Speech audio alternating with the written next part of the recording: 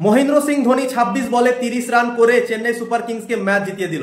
না sorry, Chennai super Kings 25 রানে match হেরে গেল দিল্লির কাছে।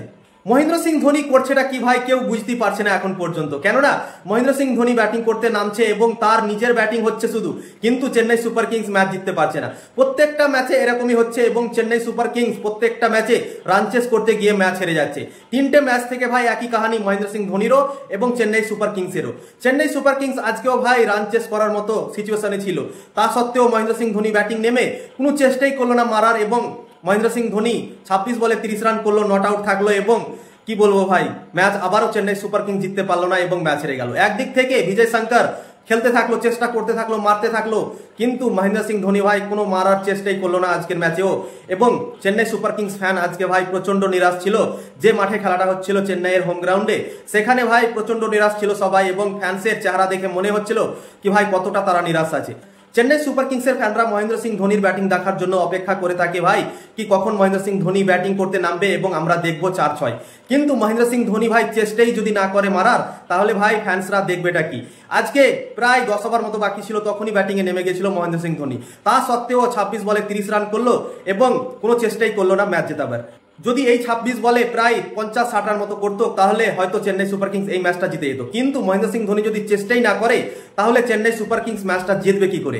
তো ওই জন্যই চেন্নাই সুপার কিংস আজকেও ভাই ম্যাচ জিততে পারলো না এবং মহেন্দ্র সিং ধোনি কোনো চেষ্টাই করে না চেন্নাইকে ম্যাচ জেতানোর।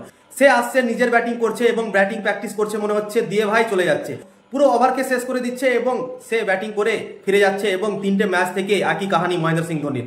এবং মহেন্দ্র সিং ধোনির উপরে ভাই এখন অনেক চর্চা শুরু হয়ে গেছে কি মহেন্দ্র সিং ধোনি করছেটা কি। সে আসছে, খেলছে, কিন্তু ম্যাচ কেন জিতাচ্ছে না, প্রত্যেক ম্যাচে কেন এরকম হচ্ছে মহেন্দ্র সিং ধোনি, করছেটা কি মহেন্দ্র সিং ধোনি, সবকিছু প্রশ্ন কিন্তু আজকে উঠছে। এবং আজকের ম্যাচে যেভাবে খেললো ভাই, সত্যি আজকের ম্যাচে সব থেকে বেশি প্রশ্ন উঠবে মহেন্দ্র সিং ধোনির উপরে।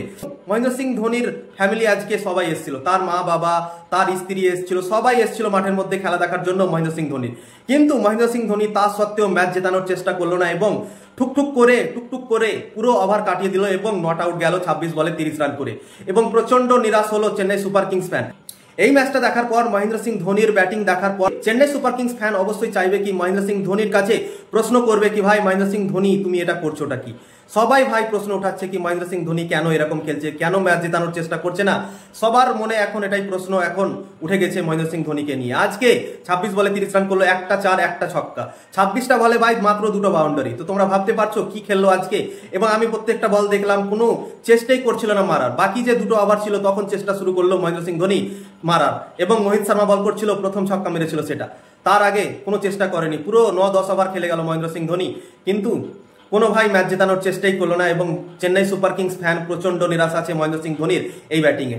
কি মনে করো তোমরা অবশ্যই কমেন্ট করে জানিয়ে দাও। এবং ভিডিওর সাউন্ড কোয়ালিটি যদি তোমাদেরকে একটু লো লাগছে তো প্লিজ ম্যানেজ করে নাও। কয়েকটা দিন আমার যে মাইকটা ছিল সেটা খারাপ হয়ে গেছে এবং নতুন মাইক আমি অর্ডার করেছি, তারপরে ভাই তোমাদেরকে ভালো সাউন্ড কোয়ালিটি দেওয়ার চেষ্টা করবো। তো 3-4টা দিন তোমরা ম্যানেজ করো।